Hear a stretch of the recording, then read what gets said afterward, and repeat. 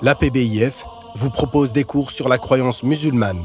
Cette série intitulée « La brillance des minarets » est une explication des termes du célèbre traité de croyance enseigné par le cheikh Fakhruddin ibn Asakir. قال الشيخ فخر الدين بن عساكر رحمه الله وله العز والبقاء وله الحكم والقضاء. Le cheikh Fakhruddin ibn Asakir, que Allah lui fasse miséricorde, a dit: il a l'invincibilité.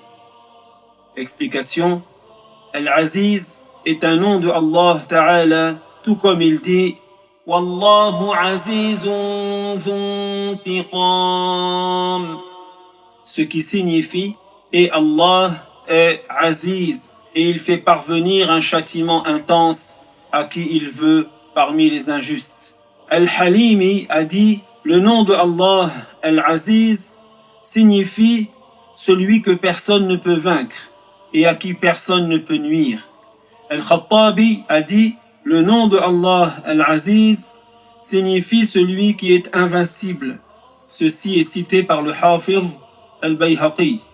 L'auteur, que Allah lui fasse miséricorde, a dit: et l'éternité sans fin. Explication: Allah Ta'ala a pour attribut l'éternité sans fin, c'est-à-dire que son existence n'a pas de fin. L'éternité sans fin de Allah Ta'ala est obligatoire selon la raison.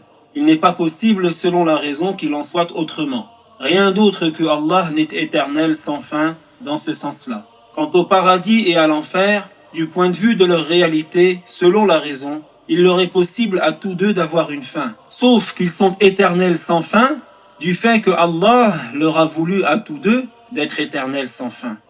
Tandis que l'éternité sans fin de Allah, il l'a de par sa réalité même. De plus, l'éternité sans fin de Allah implique l'éternité sans fin de ses attributs, que ce soit la puissance, la science, l'ouïe, la vue, la volonté et les autres attributs. L'auteur, que Allah lui fasse miséricorde, a dit: il ordonne et interdit ce qu'il veut.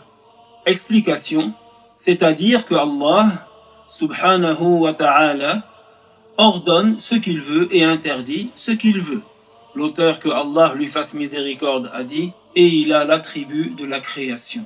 Explication: le terme arabe utilisé par l'auteur est al-qada. Il signifie la création. Comme dans la parole de Allah Ta'ala: فَقَضَاهُنَّ سَبْعَ سَمَاوَاتٍ, ce qui signifie: et il a créé 7 cieux.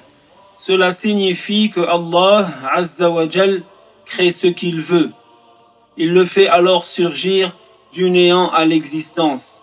Mais Al-Qada vient aussi dans le sens de l'ordre, tout comme il dit Ta'ala: وَقَضَى رَبُّكَ أَلَّا تَعْبُدُوا إِلَّا إِيَّاهُ وَبِالْوَالِدَيْنِ إِحْسَانًا, ce qui signifie: et ton Seigneur a ordonné que vous n'adoriez que lui et que vous fassiez preuve de bienfaisance envers vos parents. Et l'on donne une interprétation semblable pour la parole de Allah Ta'ala: وَمَا خَلَقْتُ الْجِنَّ وَالْإِنسَ إِلَّا لِيَعْبُدُونَ, ce qui signifie: et je n'ai créé les djinns et les hommes que pour leur ordonner de m'adorer. Le verset ne signifie pas qu'il a voulu que chacun d'entre eux l'adore, car s'il avait voulu que tous l'adorent et n'adorent rien d'autre, il n'y aurait pas de non-croyants. Allah Ta'ala dit: وَلَوْ شَاءَ رَبُّكَ لَآمَنَ مَنْ فِي الْأَرْضِ كُلُّهُمْ جَمِيعًا أَفَأَنْتَ تُكْرِهُ النَّاسَ حَتَّى يَكُونُوا مُؤْمِنِينَ, ce qui signifie: si ton Seigneur l'avait voulu, les gens de la terre auraient tous cru. Est-ce toi qui contraindrais les gens jusqu'à ce qu'ils soient croyants? Cela signifie: l'état des cœurs n'est pas entre tes mains, ô Muhammad, mais les cœurs sont sous la puissance de Allah. Et si Allah avait voulu que tous les gens soient croyants, ils feraient tous partie de la communauté des croyants. Sauf que Allah n'a pas voulu cela. Certains d'entre eux sont donc devenus des croyants et certains des non-croyants.